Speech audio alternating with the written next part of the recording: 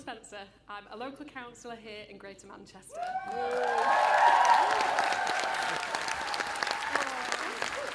And this year I also had the honour of being the candidate for Greater Manchester Mayor.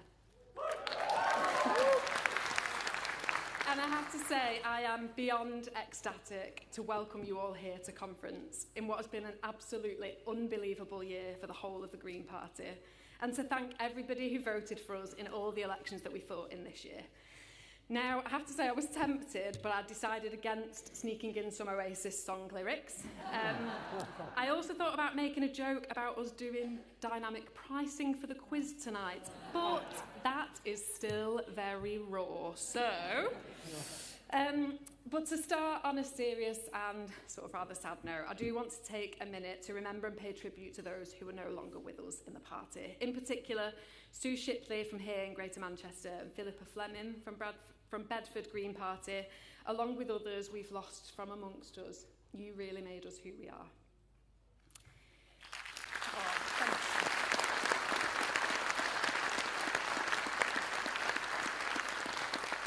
Now, Manchester is delighted to welcome folk here this weekend, to our wonderful city and also to our brilliant city region. Greater Manchester is home to 2.8 million people, and we have 9 local Green parties that cover the 10 boroughs within it. So, Bolton, Trafford, Wigan, Oldham, Stockport, Salford, Bury, Rochdale, Tameside, and of course, Manchester. We've got 13 Green councillors across Greater Manchester. Our newest is Hanif Ali, who is our first ever Green Party councillor in Bolton.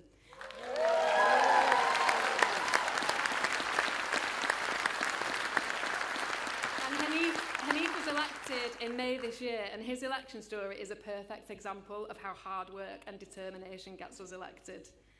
We're here this weekend in the birthplace of activism, radical politics and the Industrial Revolution, and I personally couldn't think of anywhere more perfect for us here in the Green Party. What a fitting home for us all for the next few days.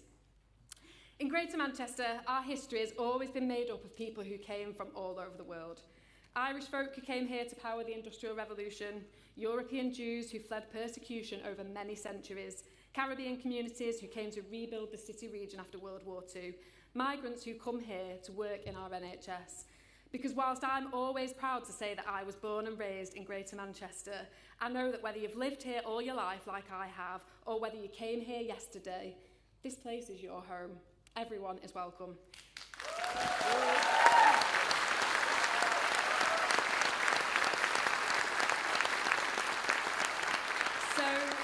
So this weekend, dive in, have a brew, which of course is Northern for cup of tea, and make yourself at home because you are one of us whilst you're here.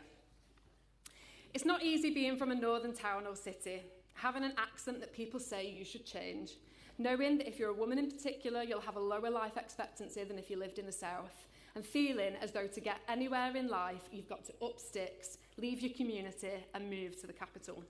We are the epitome of left behind, and yet here in the north we make up some of the most progressive and forward-thinking communities you will ever come across.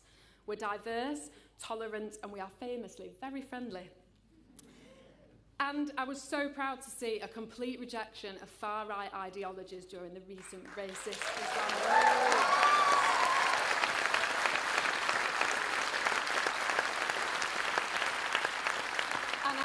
say that the best protest sign award went to the bloke holding a piece of wood that simply read, "Wigan against Muppets."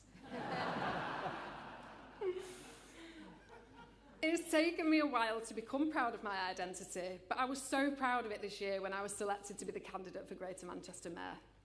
It was an honour that I will remember for the rest of my life.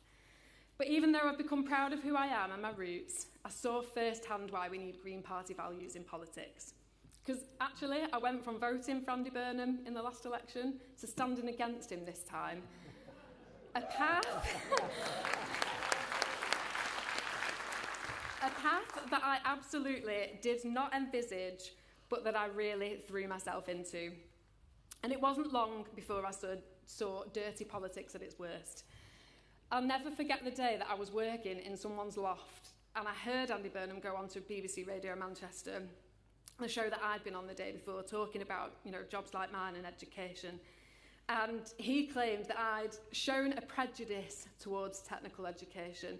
He said I was still obsessed with the university route as all politicians being, and to be honest, I was completely gobsmacked because throughout the campaign, he'd heard me talk so often and so passionately about how I left education at 16 to train to become a plumber. In fact, he was even there when the Reform candidate asked me for advice about his boiler.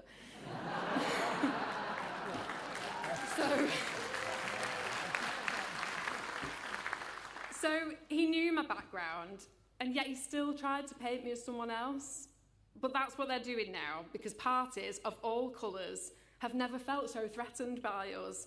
They will do anything to discredit us.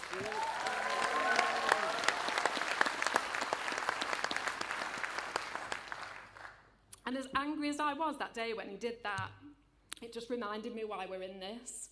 Because we truly believe that politics has to be done differently and it has to be done better.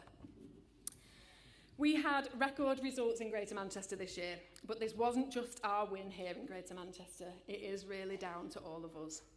Because our success wasn't just because of what we did in our region, it was on top of the national picture that we all built together.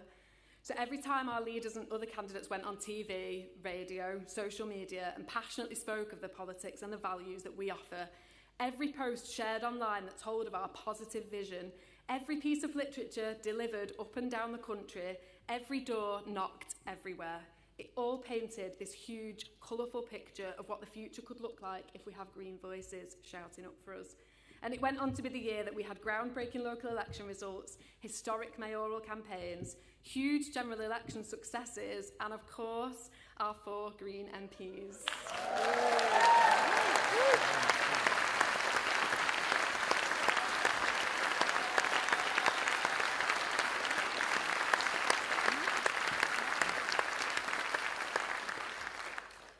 And we know that people from all backgrounds and all parts of society are coming to us to find a new home in politics. We need to welcome them and value them. The media may still try to portray us as unrealistic, but we have shown time and time again that we are a serious political force.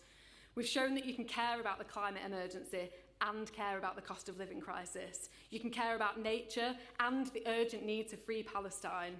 You can care about the environment and the shameful rates of poverty because it's not one or the other. All of those things are linked, and we're built on social justice and everything within it.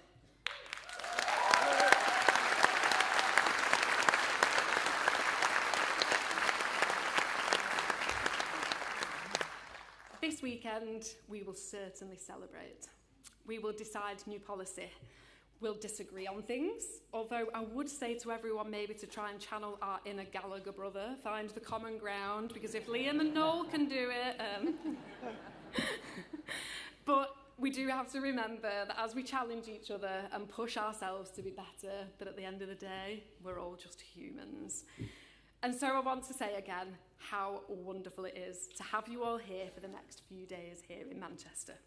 Because it's here in Manchester that Muslim Greens was founded by our very own members, Asma and Faisal. We're the birthplace of railways, trade unions, of the suffragette movement, and Vimto.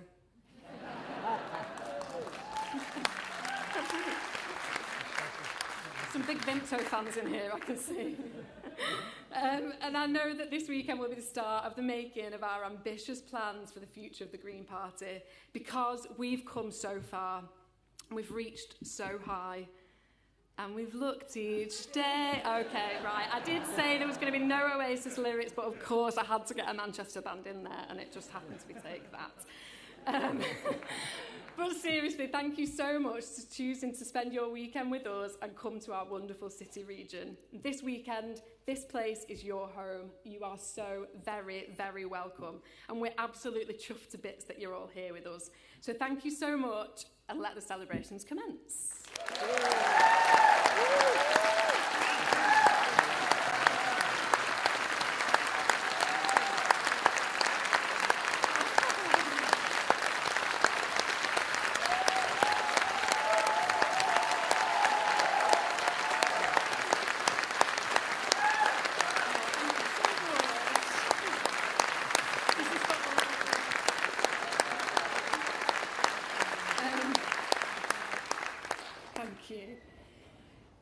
But it's hard to sort of move on to some not so good news because we're sad to say that our wonderful co-leader Carla isn't well. She's okay, but she won't be able to join us in person here today, and instead she's sent us this short message. Good afternoon, conference. Well, this isn't how I imagined speaking to you after becoming one of your 4 new Green MPs, but I'm holed up in a hotel room. Unfortunately, I've been hit with some flu-like symptoms, and I definitely don't want to give this to all of you. I'm so disappointed not to be in the hall with you today. Conference is always an important moment in the Green Party's calendar, but this year it's also a huge celebration. So please raise a glass or have a dance on Saturday night on my behalf, won't you? We have achieved so much together, and I am so grateful to every single one of our members, volunteers and staff for getting us where we are today. We've made history together. Truly, thank you. And thanks to Adrian for stepping into the breach today. Another good reason for co-leaders. Have a great conference, everyone, and hope to see lots of you really soon.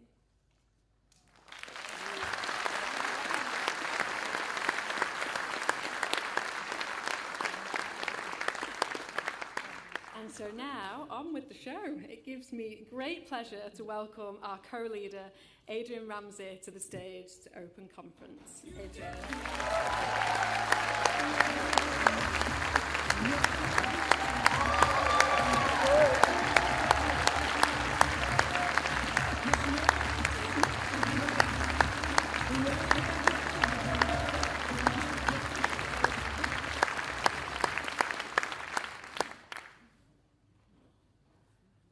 Thank you so much. What a wonderful opening, Hannah.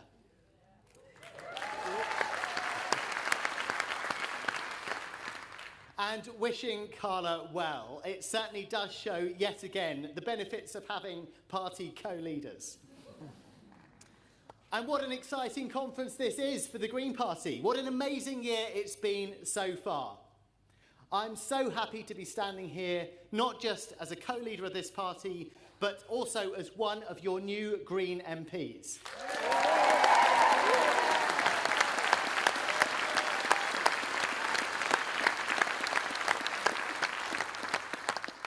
People have been waiting so long for this moment, and however long you've worked for it, in my case 26 years since I joined the party, it's such a huge breakthrough and celebration for all of us, and let's make the most of this weekend together.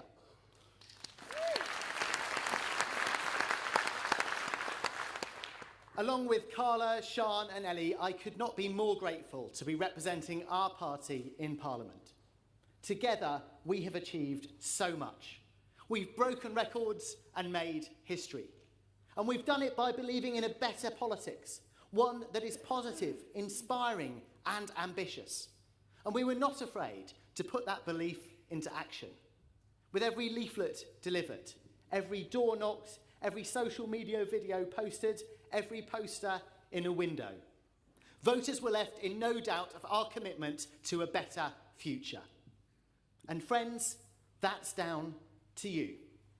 This victory belongs to every single person in our party. Volunteers, staff, party officers, our councillors and campaigners on the ground for everything you have done.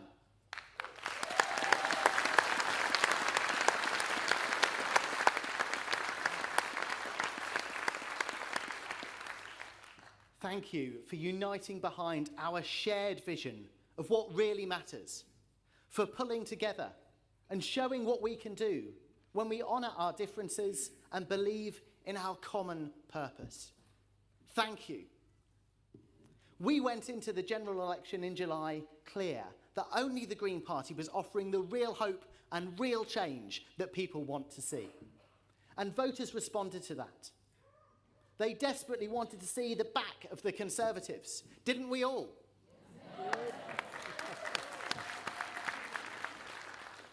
But they were uninspired by the lacklustre offers and U-turns coming from the Labour Party.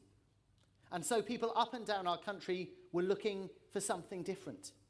And we're happy to say that 2 million people found it with us.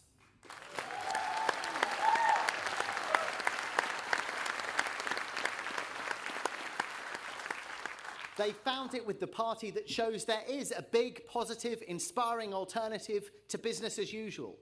And that's how to create the better future that we all deserve. The new Labour government has won the opportunity to change our country. And we'll work with them to do that. We'll collaborate with them and with other parties where we agree. So where they're heading in the right direction, on lifting the onshore wind ban or renationalising the railways, we will support them.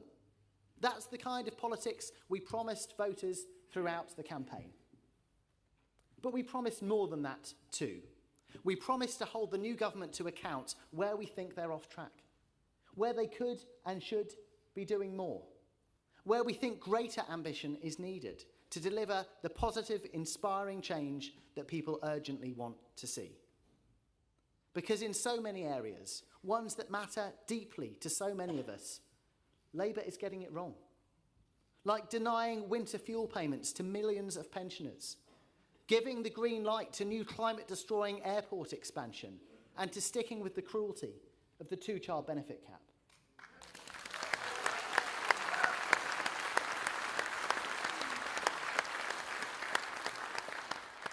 Like the welcome but half-hearted partial suspension of arms sales to Israel and continuing with the nonsensical ban on asylum seekers being allowed to work.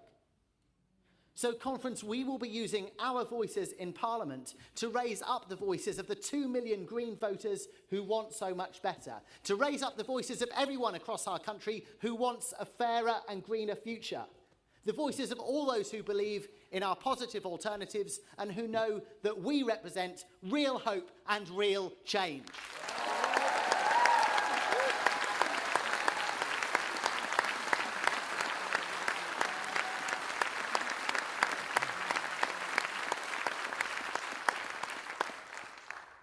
We know that our cherished NHS is in urgent need of that hope and that change.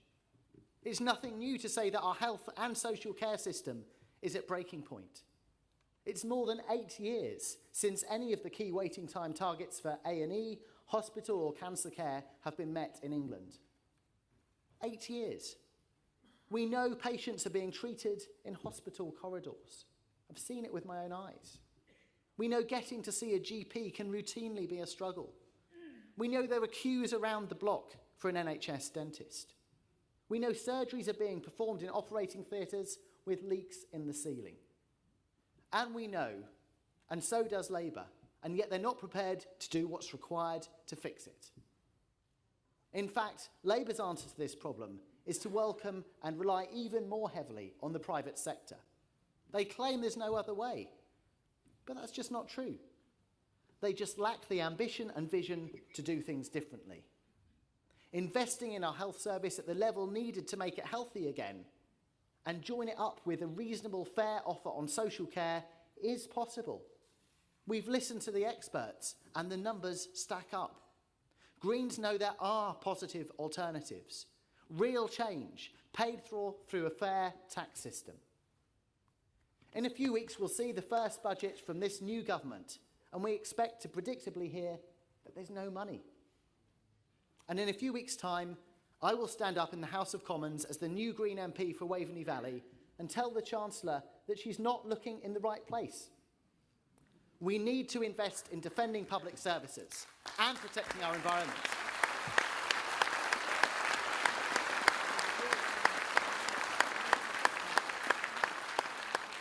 And we can do that with some changes to the tax system, asking the wealthiest in society to pay a little more.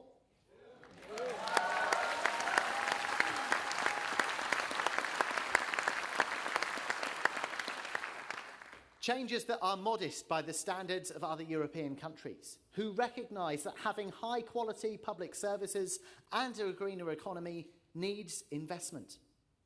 Now, I proudly championed a wealth tax during the general election campaign, and I will do the same on budget day, and I will do the same every single day. I hear this government claim that we can't afford to pay for the necessary climate action, or to make sure everyone has a safe, affordable, warm home, or to fund our much-loved NHS.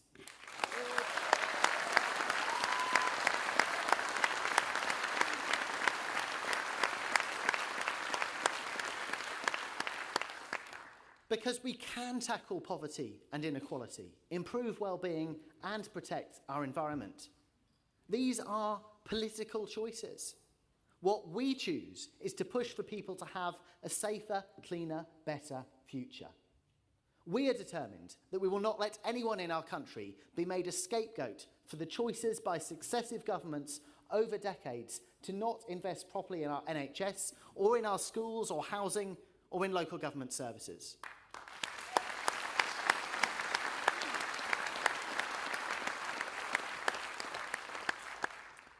Other politicians routinely peddle a narrative that pits people against one another, in the queue for a council home, for a dentist, or for a job. It's a dishonest narrative that's designed to distract from the failings of successive governments. And it's a deeply dangerous one that's taken hold. The rioting and disorder on the streets this summer was organised political violence, fuelled by racism and Islamophobia.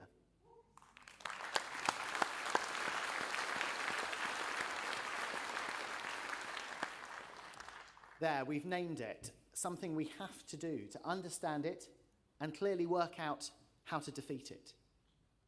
Only by challenging the kind of inflammatory language which has given a green light to those racist views can we start to change the systems that enable and add fuel to the flames of racism.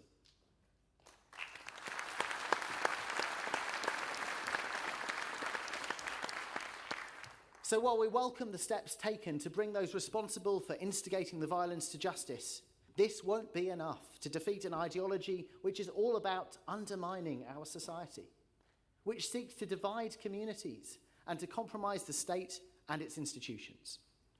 And as Greens, we resist being divided. We stand in solidarity with all those in our communities who have united peacefully against this hate, and we will continue to do that and call at every opportunity on others to do the same.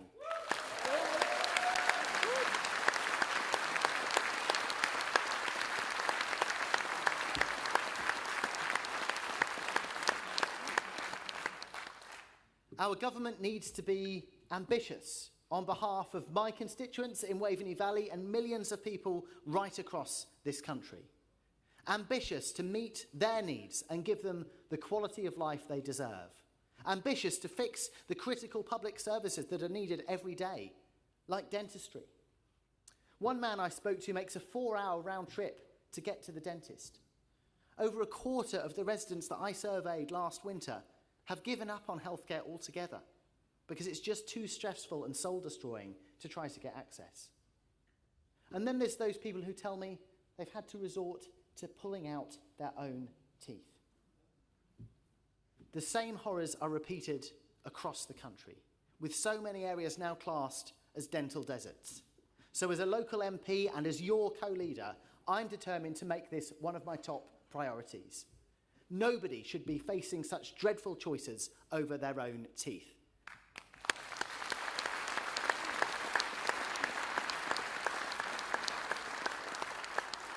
Nobody should be suffering because of a broken dental contract and dentists leaving the sector in droves. Everybody should have access guaranteed to an NHS dentist.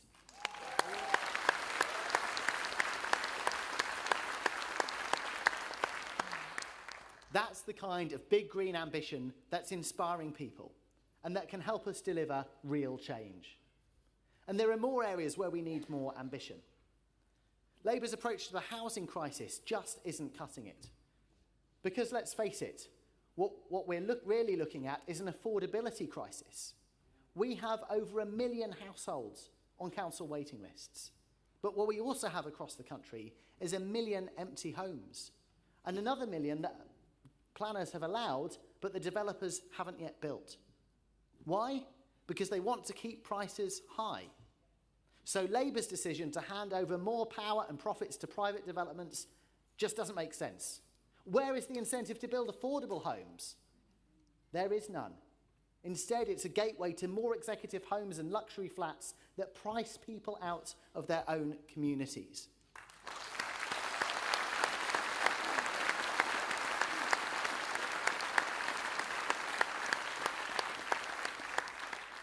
This isn't real change. It's another example of a focus on growth and profit that serves few and keeps the wheels of inequality turning. And we see the same lack of ambition when it comes to sustainable farming. In Waveney Valley and other rural communities, our farmers want and need more support to transition to nature-friendly farming with all the benefits that brings.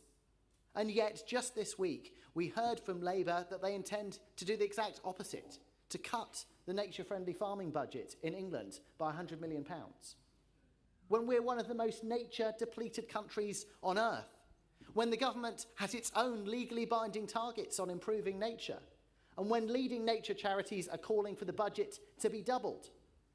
It's a devastating move, a political choice which shows a lack of ambition, a willingness to pull the rug from crucial green measures for rural areas, and a severe misunderstanding of the climate and nature crisis.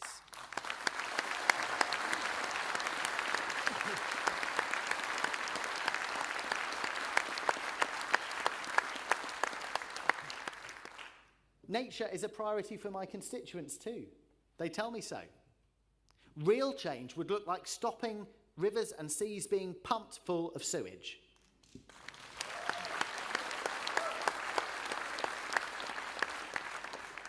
The River Waveney gives its name to my constituency and is a source of pride and part of our community identity. No wonder people are so angry that the water companies are allowed to pollute it with virtual impunity.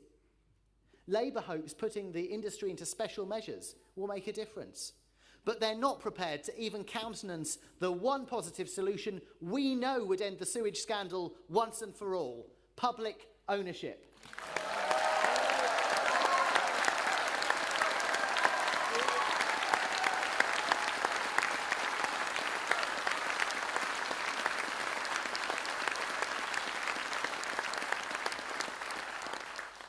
So, Conference, this is the promise I made to Waveney Valley, and it's a promise I make to you again today.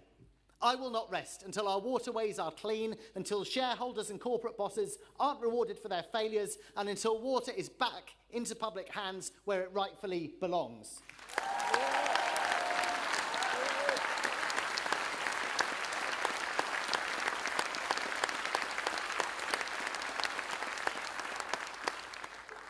I'm passionate about delivering real change.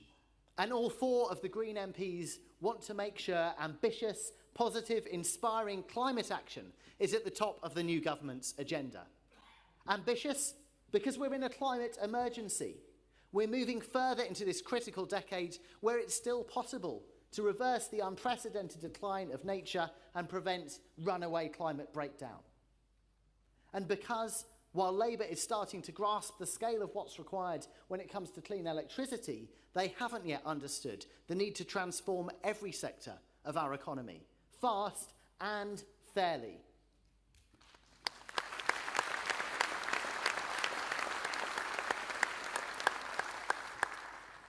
Positive because this is an opportunity to tackle other connected crises, like inequality. Just last month, we saw the energy price cap lifted, putting £150 on the average household bill.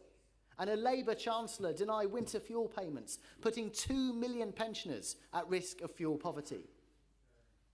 Insulating homes is a win-win-win for the climate, for our pockets, and for our quality of life.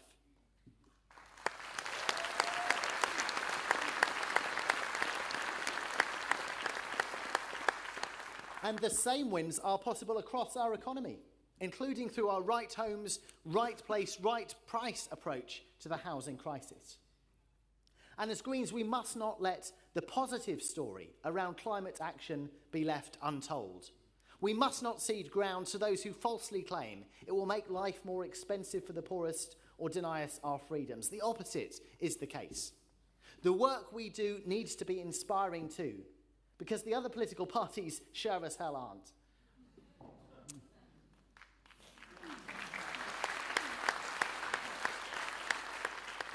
So yes, we welcome the positive steps towards an energy transition we've seen from Labour, and them saying they won't issue new licences for oil and gas. But we need more. We want them to stop the huge new Rosebank oil field going ahead.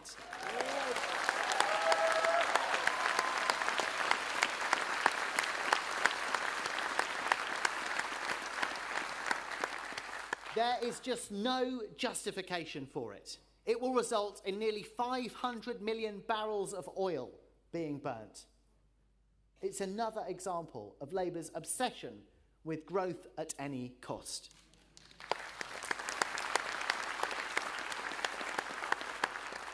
They really are becoming the party that knows the price of everything but the value of nothing. Yay.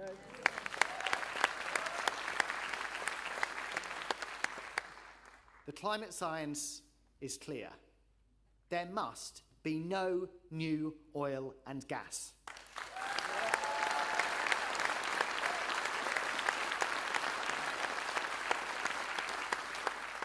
This is non-negotiable, and you can be sure that as a Green MP, I will do everything I can to fight for a safe climate.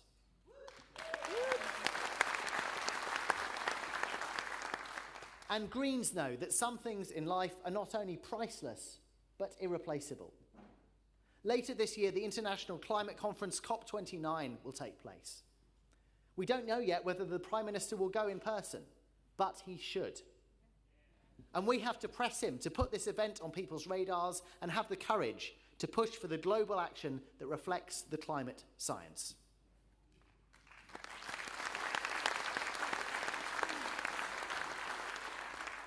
And tragically, the climate crisis has reached the point where it's not just anymore only about prevention and greenhouse gas reduction. It's crucially now also about being prepared for the impacts. And Labour is weak here. They don't seem to understand that the climate crisis is no longer something that's on the distant horizon. Climate breakdown is affecting people's lives right now, especially in the global south. And here in the UK, we all experienced those record-destroying 40-degree temperatures 2 summers ago. While last autumn, large parts of the country were badly impacted by the storms and floods that are becoming all too common. That's why elected Greens across the country are working for real solutions and proper plans, including nature-based plans to cope with the coming heat waves and reduce the impact of flooding. And when I talk about Greens at every level, it's an ever-growing number.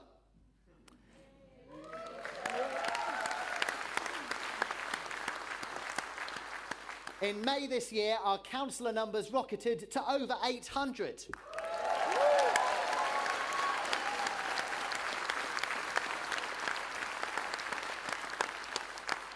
We couldn't be prouder of this. Our hard-working Greens on the ground, serving their communities and gaining more trust, more votes year on year because of that. This time round, we became the biggest party on more councils in Bristol, Hastings and Stroud.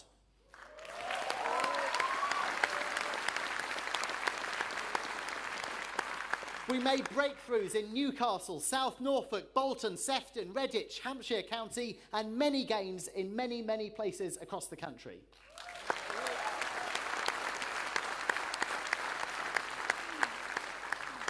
We ran inspiring mayoral campaigns in London, here in Greater Manchester, and around the country.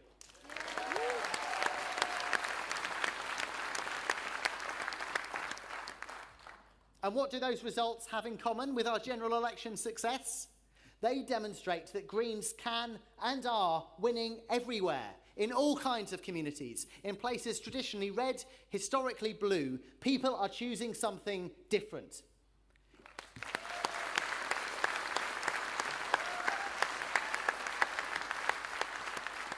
And it was clear in election week that so many people were voting Green for the first time and were doing so proudly as a positive vote for real hope and real change.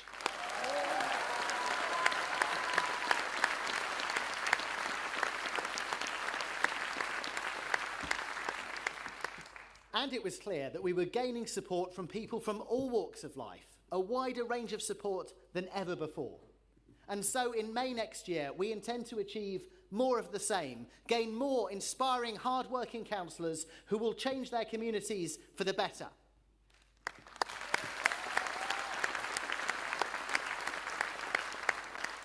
And then in 2026 in Wales, we have a fantastic opportunity to secure Green representation in the Senedd, offering people the real hope and real change that they're looking for.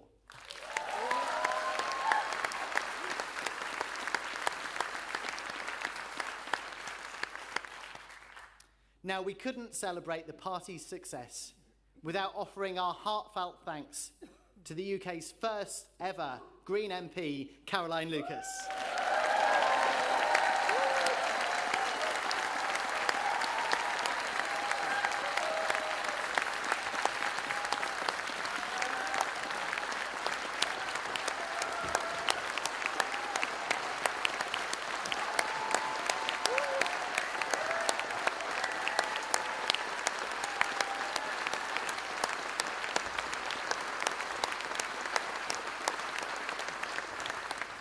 It only takes Caroline's name to get that reaction. A trailblazer whose integrity, grace, passion, intelligence and courage is the embodiment of a better politics.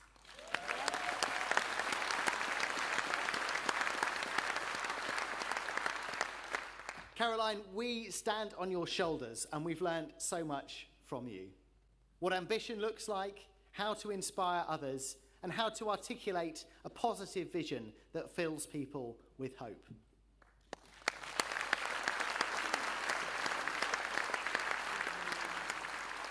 Caroline, your achievements are legendary and we will be paying tribute to them more fully a little bit later. But for now, on behalf of all the Green MPs and everyone in our party, thank you.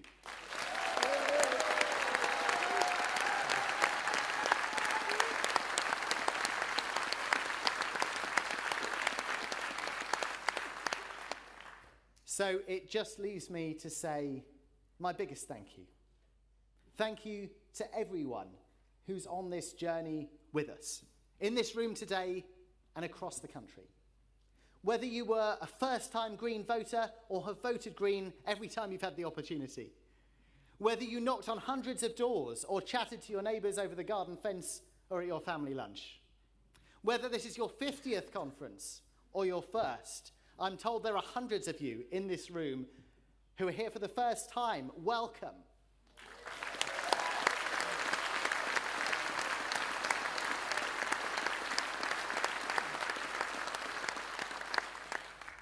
Whether you opened up your home and hosted an action day or just opened your heart to our message of hope. Thank you.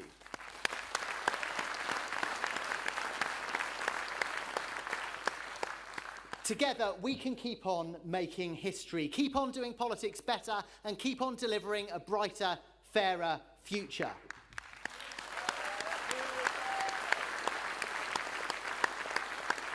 The ambitious, positive, inspiring future you've all helped demonstrate it's possible to choose. This is what real change looks like.